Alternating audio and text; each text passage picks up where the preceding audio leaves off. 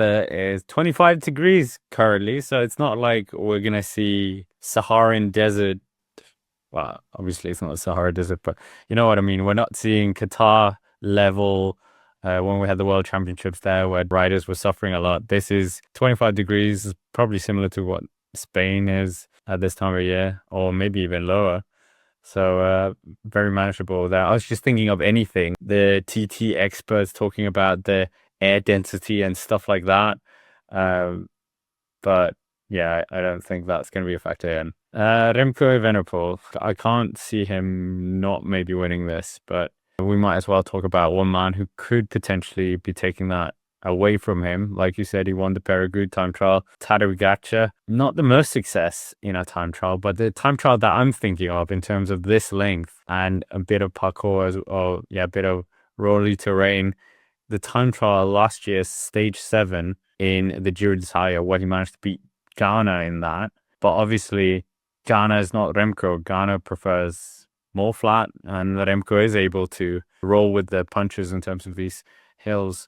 But Tadej Pogacar, what is his best case? Has he even medaled in a time trial in the Worlds? I'm not sure yet. No, he doesn't really take part in these. Obviously, he did the one in Glasgow, where he finished 21st.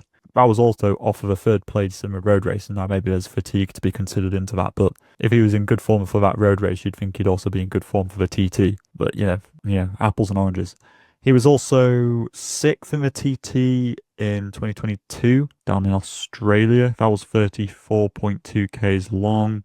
And he also did the 2021 TT around Leuven. He came 10th in that one. That was 43 kilometers long. But like you say, he has done like long TTs in the past. I mean, Planche de Belfi TT back in 2020, the most famous of them all, 36 Ks long. Like you mentioned that the one in the Giro d'Italia, that was like a long one as well. That was 40 odd kilometers long. The Tour de France in 2022, Rocamadour won, which was it Vingegaard who won that day? No, Wout won the day, and then Vingegaard. Pogacar was third in 2023. But last year the one around the last stage of a tour, Monaco to Nice, 33 kilometers long. That was very hilly as well. Pogacar won that by over a minute to the likes of Evenepoel and Vingegaard and stuff like that. But that's at the end of a 3-week race, not everybody's coming in fresh, doing a 1 hour effort.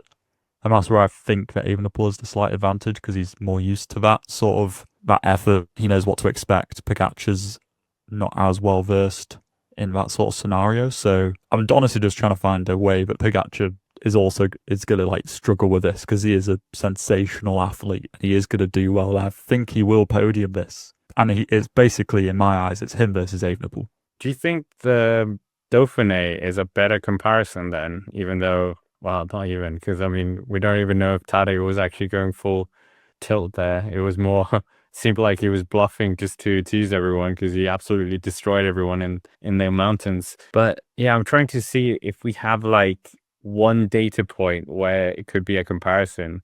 But I think this season, like you were saying, if it's in a Grand Tour, it's different. They're also thinking about the stages to come, so it's not that all or nothing effort, like you were saying. I think that's a very good point. I think the Dauphiné one is a somewhat fair comparison. Like the climbing there is like 2 kilometers long, average like 8%, so it's somewhat representative. And he did lose time to Evenepoel on that day. But, like I say, there was a lot of talk about the mistakes he made off of that or something like that. I don't know. Essentially, Pogacar, the only reason that we don't really have a data point is because he hasn't really done many of these sorts of efforts. And, maybe the other ones have been a little bit of I'll do it, but, I'm not going to be in flying form. Maybe this is going to be Pogacar's first tilt at really giving it some beans. Do you think it's going to be a disadvantage not coming in, having done more time trialing? For him, I mean, Remco is kind of fine, but for him, do you think it's going to be any bother, or will he have touched his time trial bike many times in Canada? Man, maybe not in Canada, but he's definitely touched it a lot throughout the season. I feel like Pogacar's not just gonna let it collect dust and only use it when he needs to. I think that him and Evenepoel will have used their TT bikes a pretty similar amount, and Pogacar knows what it takes to do an effort close to an hour in the aero position, and there's climbs on here, so you'll be able to like sit up and not be on like the extensions all the time. If it's like a little bit of an unsustainable position, I feel like it's fine. They're both just as comparable. Maybe he's going to use his aero bike like he did in the Paragood. Probably not. But why is the case for Pogacar actually beating Remco Evenepoel here? I don't know. Maybe he can utilize that cobble climb, gain a little bit there. Evenepoel is still fine on cobbles, but I think that Pogacar has definitely got the edge. He has won Flanders twice at the end of the day. Evenepoel has not. So maybe that gives him a slight edge. Although on a TT bike, who knows how that's going to feel? Probably awful at the end of a race as well. I would probably say that the climbing, although it's good for Evenepoel, I'd probably say it's better for Pogacar. You would probably say that Pogacar's climbing is better than Evenepoel. Shocker, as it turns out, because he's won the Tour and he drops in. Wow, what a hot take that is. But the steeper the gradient, the better I think it's going to be for Pogacar. But I just think there's more shallower gradients. Like I was saying that, 6K averaging 3%. That's still kind of flat for what these guys are going to be, the speeds they're going to be going at. So I think it's going to be close. I think Pogacar's going to be better on some of the climbing bits, but I think that Evenepoel's going to bring it back on the flatter bits. We might as well move on. It's not all about Remco Evenepoel and Tadej Pogacar. I do agree with what you said as well, and I do think Remco is still the favorite, like you said, but it's going to come down to them. In terms of other riders, there's no Ghana here, which I was very surprised about. They're bringing Mateo Sobrero and Mattia Cattaneo. I would throw in Jay Vine as a dark horse as well. He almost took the shortened stage in Saragossa against Ghana. He was top 5 last year in the World Championships. Had a crash as well and still finished inside the top 5.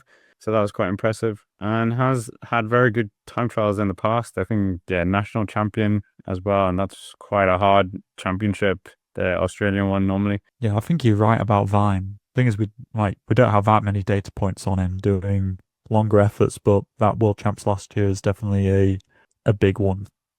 I think you're right about that. Yeah, that was the fact that he crashed. I mean, that is probably Vine's weakness. He just had to actually stay on the bike. That would be a good start. But he's very adept at these sorts of efforts. Even like Chrono de Nation last year, 45Ks. He only lost by 4 seconds to Stefan Kung. And you would consider Vine to be a climber, not like an out-and-out time trialist. So the fact that he only lost 4 seconds to an absolute pure time trialist like Stefan Kung over that distance is pretty impressive. Obviously, it's Chrono de Nation. It's at the end of the season, it's kind of more who can just be motivated and bothered to turn up rather than like sometimes. But Vine is he's a very good climber and he's a very good time trialist. And he is, in my opinion, probably the third favourite for this race. I think that Vine is a podium contender.